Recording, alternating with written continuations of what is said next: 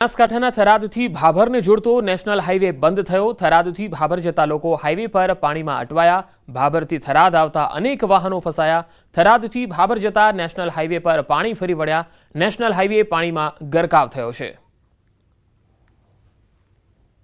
થરાદથી વાવ અને સુઈગામ જતો national highway તો બંધ છે, પરંતુ હવે થરાદથી ભાભર જતો નેશનલ હાઈવે બંધ થઈ ગયો છે।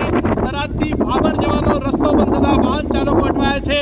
आपने सीधा ज दृश्य बतावी रह्यो छुं कि आ थरादथी भाभर जतो नेशनल हाईवे छे।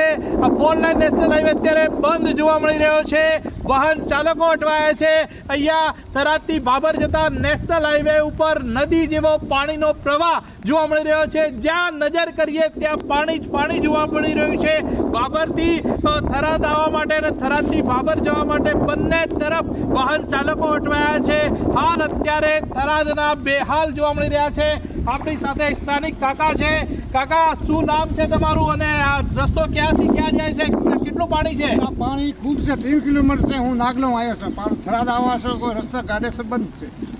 તમે અત્યારે ક્યાંથી આવો છો? હા, નાગલીથી। કેટલા કિલોમીટર સુધી પાણી આવું ભરાયેલું છે? પાણી 3-4 કિલોમીટર પૂરી રોડ ભરાવડી છે। પૂરી રોડ રેડિયો આવ્યો કે તે પાણી 4 ફૂટ છે કે 3 ફૂટ છે। કોઈ વાહન ચાલકો લોકો અટવાયેલા છે? સાહેબ બંધ છે। કેટલા ગામો સુધી અત્યારે નથી જઈ શકાતું? આ 4-5 ગામોથી પાણી ભરી ગયું છે। બીજા આપણે દ્રશ્ય બતાવીશ કે જે વાહનો છે તે વાહનો અત્યારે અટવાયા છે। પોલીસની ગાડી હોય કે પછી સ્થાનિક વાહનો હોય છે, તમામ વાહનો અત્યારે અટવાયેલા જોવા મળી રહ્યા છે। જે આ મુખ્ય જે રસ્તો છે થરાદથી વાવ જવાનો તે રસ્તો બંધ થઈ ગયો છે।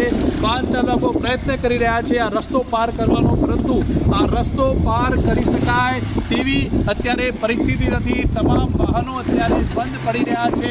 જ્યાં નજર કરો થરાદમાં ત્યાં પાણી જ પાણી જોવા મળી રહ્યું છે। થરાદથી ભાભર જતા રસ્તો બંધ થઈ જતા અત્યારે વાહન ચાલકો મોટી સંખ્યામાં અટવાયા છે। કિશોર તુવર, ન્યૂઝ 18 ગુજરાતી, થરાદ। તો થરાદમાં સતત ધોધમાર વરસાદના કારણે શહેરના અનેક વિસ્તારો બેટમાં ફેરવાઈ ગયા। ખાસ કરીને થરાદના મુખ્ય બજાર તરફ જનારા તમામ રસ્તાઓ ઘૂંટણસમા પાણીથી ભરાયેલા છે, જેના કારણે સ્થાનિક રહીશો, વેપારીઓને, વાહન ચાલકોને ખૂબ જ હાલાકી છે। થરાદમાં આબ ફાટ્યો હોય તેવી પરિસ્થિતિનું નિર્માણ થયું છે। એ બંધ થઈ ગયો છે, બ્લોક થઈ ગયો છે અને માણસો નીકળે એવો રસ્તો છે નહીં, ગાડીઓ નીકળે એવો રસ્તો છે નહીં એટલે બધું માણસોને આવડ જવાનો રસ્તો બંધ થઈ ગયો છે। કોઈ આવે નથી।